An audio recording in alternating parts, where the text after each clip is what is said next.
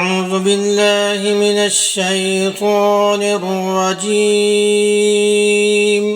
بسم الله الرحمن الرحيم. إن الصفا والمروة من شعائر الله، فمن حج البيت أو اعتمر فلا جناح عليه أن يطوف بهما، ومن تطوع خيرا فإن الله شاكر عليم. إن الذين يكتمون ما أنزلنا من البينات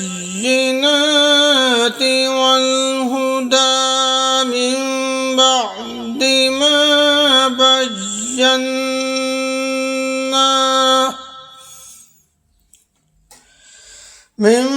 بعد ما بيناه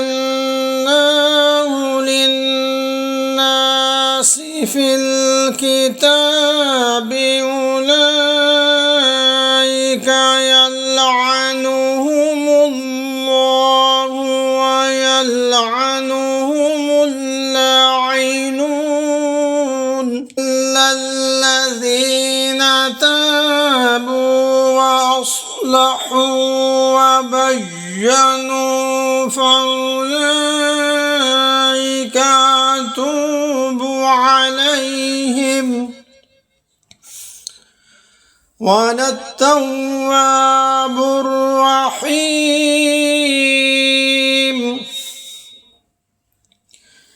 إن الذين كفروا وماتوا وهم كفار أولئك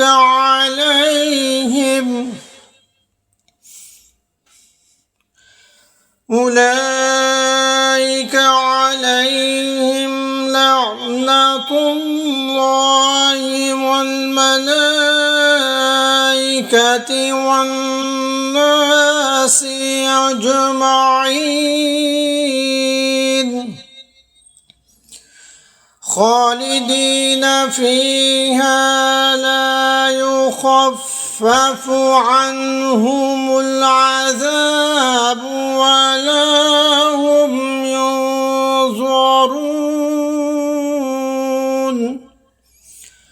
وإلهكم إله واحد، لا إله إلا هو الرحمن الرحيم.